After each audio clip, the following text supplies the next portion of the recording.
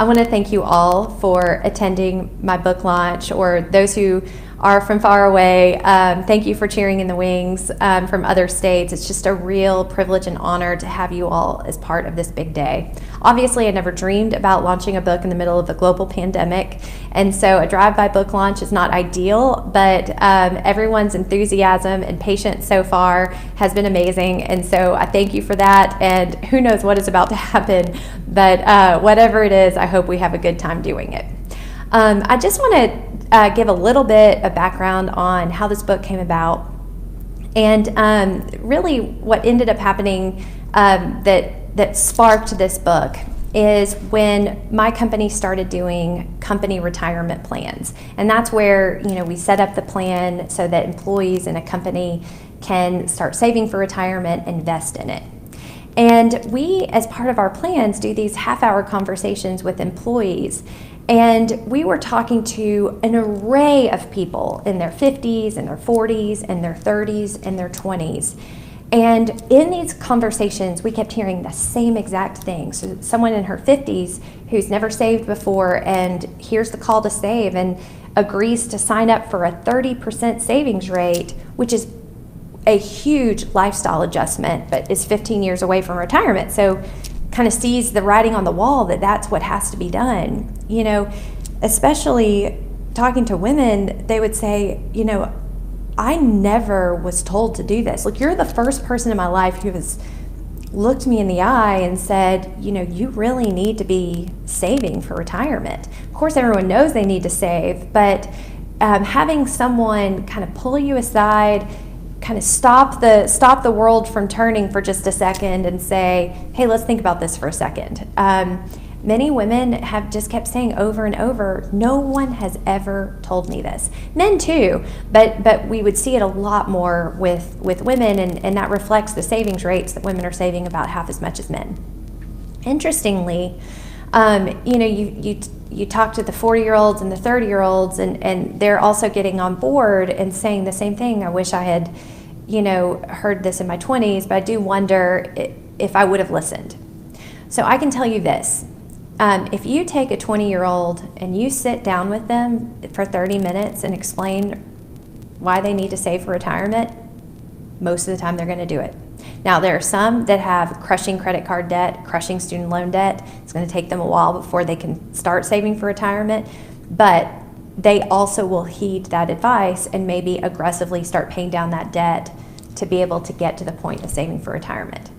But it is amazing the kind of argument that is so simple that will resonate with people in their 20s. And so anybody who sits here and says, don't even bother with this group, which a lot of people have told me, don't bother writing a book to them because they're not going to read it, they're not going to heed that advice. I'm sorry, yes, they will. But we have to give that advice in a certain way. So in those meetings, in those half-hour meetings, some arguments would resonate and some arguments wouldn't, okay? So it's really hard to describe to a 20-year-old what their future self is going to feel like when they're in their 60s. To defer basically gratification or whatever until your 60s. What a lot of people did resonate with was kind of a peer pressure approach, like, hey, this is what other 20-year-olds in your company are doing. This is what other 20-year-olds are starting to do, is to save 10%. Honestly, that's a really powerful message that we can give. And then the other one is this notion of compound interest. When you can show people how they can start building this wealth early on, and it's not like you're delaying gratification to your 60s, you're going to see that wealth building in your 30s, in your 40s. And look, rip the Band-Aid now while you're putting money in it. It doesn't feel like much, but in a decade, when you have time and compounding interest on your side of these investments, that's when you're going to really feel like a boss, okay? That seems to resonate as well. So what I love is being able to take all of those arguments and be able to say, like, how can we take those and put them someplace that's going to make a major impact? So not just the people we're coming in front of on a daily basis, but the rest of the world that we're not encountering. And so that's what this book is. This book is that argument that I know works because I have seen it work. That is why I got inspired to write this book. It's I know people will save if you ask them to in the right way. And so I started writing this book, and I've never, written one, and I was stumbling along and having some incredible help from my mentor, Linda Bissett, who also works at Aptus, my company. And we were just trying to build this argument.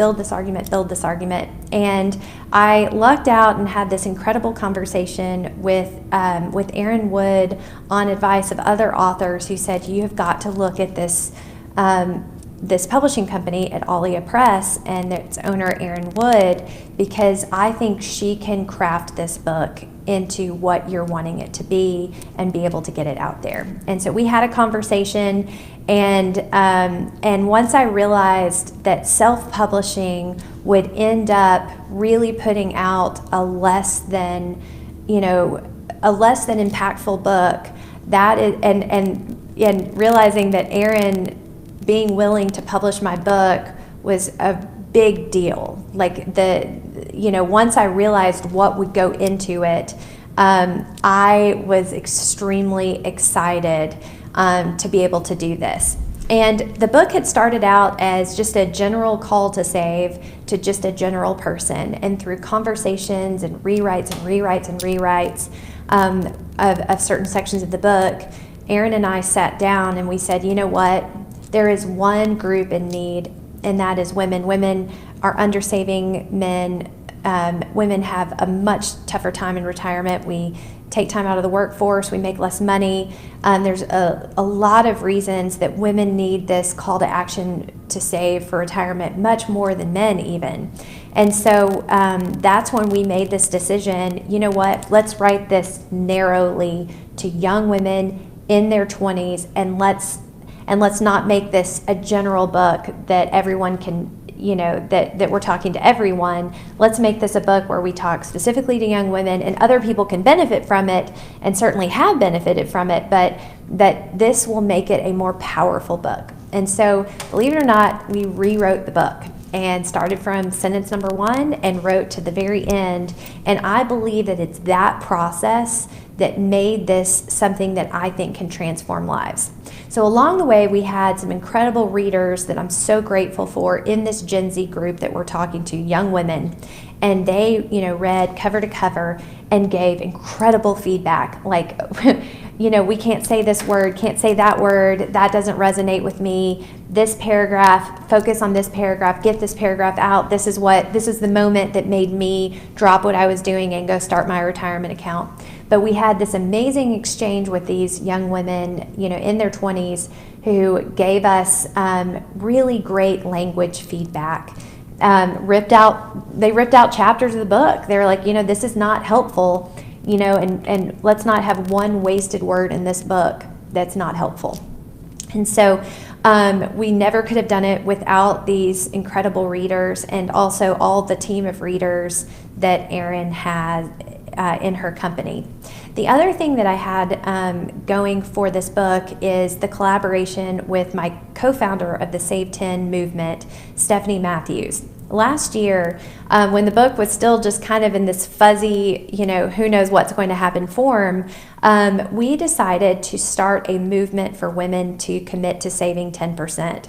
So I knew that peer pressure has a really great impact on getting people to save for retirement. And so we decided to try to figure out how to concentrate that. If you think about it, why would someone save in a world where all we can talk about is consumption? I mean, we can talk about, we're brought up to talk about consumption. So I was just presenting at an Economics Arkansas event last week, and I described this world where we have these amazing personal finance teachers in the Little Rock School District, in districts all around the state, and they're out there passionately teaching young people to save money, to make smart personal finance decisions, but these kids are walking around and all they see from their friends is the kind of backpacks they wear, what kind of purses they carry, what kind of clothes they're wearing, and then they go home and they go with their parents to the grocery store, and they might go with their parents to buy that car, that family car, or buy that new house, and see parents posting it on Facebook and posting the car on Facebook. But the moment where a kid might say, hey, mom and dad, how much money do you make? Oh, we can't talk about that. Hey, mom and dad, can you tell me how much money do you have in the bank? We can't talk about that. That's taboo. So here we are basically throwing these young people in graduation out into a world where all they know is consumption. And then the moment they get into terrible credit card debt or terrible student loan debt, or wake up in their 50s and they don't have a retirement account, somehow we think that's their fault. We have to change this. And so when Stephanie and I set out to create, how can we create a safe environment where people can talk about money in a safe way, that that they can keep some things private but be able to speak about saving more openly and not make it taboo. That's what this Save 10 campaign and this Save 10 movement was. And we're asking people to very vocally talk about saving for retirement. We can talk about saving for retirement in percentages without giving any clues to how much money we make or how much money we have. It's our percentage savings rate. We can all proudly say, hey, I saved 10% for retirement, or I started saving in my 30s and I saved 20% for retirement in my 40s. So that was the goal of this. And so you can imagine my incredible gratitude when Stephanie said, I want to help you with this book, because she had been there all along the way as we talked to group after group, individual after individual, about saving for retirement, and again, seeing what worked and what didn't, and having her come in. She has a journalism background, an incredible writing background, and helped rewrite many of these sections that we needed to be powerful. So folks, this is a book that I hope you can see I can take no absolute credit for, because this is a team approach. We had a lot of people give their blood, sweat, tears into this book, it feels like, to get it here. And that's why when I look at it and I look at the beautiful cover, it's right here, and I look at the pages and pages, I know that these are not just my words, these are not just my illustrations, these are not my figures. This is a team of people who did this. And I just can honestly say, of anything anything I've ever done professionally, this is the thing I'm the most proud of, because it is a complete product that I believe that people can come out here, they can read this book, and I think it can transform lives. So I'll just tell a little bit about how this book is constructed now. I start out with inspiration. Why should you save? I assume that people don't agree with me that they should save. So I'm giving stories, giving anecdotes, giving statistics, giving things that I know different personality types need to hear to be convinced to save. We think a lot in personality types, and I think about the rebels in the group. What's going to make them save? We talk a lot about freedom in this book. Freedom to make your own choices, to be the master of your own destiny. So there's a lot of language in here that's going to compel different people who need to hear this in different ways to get on the savings boat. Then the second thing we do is we go through the barriers in the financial industry itself, and how that can often turn women especially away from engaging. And so sometimes by understanding it, then women feel a lot less alone if they come up with some of these bumps along the way that the financial industry can offer with jargon, or people who sell things that aren't appropriate, or people who can't engage with women who don't have any money yet. And so women find themselves turned away from from certain places in the financial industry. So we talk about that book, and I give that narrow path that women can take in the financial industry, where they can find the least amount of jargon, where they can find it the easiest to set things up, like in their company retirement plans. Like, that's one of the best places for women to find their saving is in their company retirement plan. So I show that path forward where they're going to find the least resistance, the least amount of jargon, and then the jargon they will face, we explain it in the book, oftentimes in really funny ways. And then we go through the beauty of setting up savings and then automating it. So it turns out we just need to make savings decisions at one point in our life and then let automation do the rest. So automation through the company retirement plan, automatically taking money out of a paycheck, putting into retirement, but we can replicate that in so many different types of accounts, from emergency funds to HSAs to college 529 plans. There are lots of different ways we can set that up. And then, I tell people, like, you can stop reading here. So once you agree with me and you agree to save 10%, pay down debt as part of a savings plan, you can stop there. But I believe that people want to live lives of their own design. And the way we can do that is by setting up very successful cash flow management systems. So I believe in the good old-fashioned pay yourself first cash flow management system. Some people might resonate with, the old school cash envelopes. Well, it turns out we can apply that same wisdom and apply it to something that's more convenient by just using our own savings accounts, using our own checking accounts at our bank to be able to achieve that. And I walk step by step through all of those different accounts that I recommend, and then how to automate money to go into those to pay ourselves first for emergency fund, travel, car repairs, home repairs, whatever it is that we're saving for, need to be saving for. We can set up individual accounts for those things and hold that money sacred and not fall into this common, borrow from Peter to pay Paul. We don't have to do that anymore. We can actually have money set aside for all the things that can come up in our lives and avoid having to get into credit card debt. I tell young people in this book, financial pain does not have to be a rite of passage. I mean, like, we act like as adults, we are, oh yeah, I did that. I went into credit card debt that, it took me a long time to get out of. I mean, sure, that's one way to learn. Another way to learn is to see how money can actually yield abundance and happiness and like all these wonderful things. I believe that you can actually get married and get on a same financial page before you get married or immediately after, and truly never argue about money in an accusatory fashion. Sure, you can disagree. Sure, you can have differences of opinion on where money should go, but I don't believe that money has to be fought over, money mistakes. And so imagine taking that pressure off of marriage.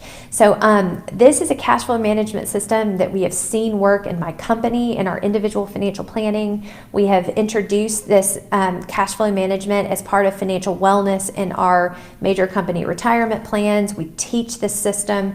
We know it works. We've seen people use it successfully, and I'm so glad to be able to talk about that in depth for anybody who wants to launch that in their own lives. And finally, there is a call to action. Don't just save and put it under a bushel. Save out loud. Save within part of this Save 10 movement. Save and go tell a sister, a grandmother, a mother, a daughter, a granddaughter, go do this and do it out loud, because there are very few things in life that you can have and everybody else can have. So much of life really kind of does feel like a consumption zero-sum game, but we can all be at the table for retirement. And that is what I want to achieve here, is I want everyone to feel welcome at this table and to be asked to join this table. It's thrilling to me that people are not just buying this book for themselves, but they're buying it for other people. I mean, I can just imagine the dog ear and the line, the underlining in places that impacted people getting passed down to a daughter or a granddaughter, and them being able to be part of this intergenerational financial wisdom transfer. That is the dream here. So that's the story of this book. I wish I could have delivered this message in person with all of you, but this is the best I can do given where we are. And I just thank you for supporting me from afar. And one day, hopefully, we'll be able to do it in person. Happy saving.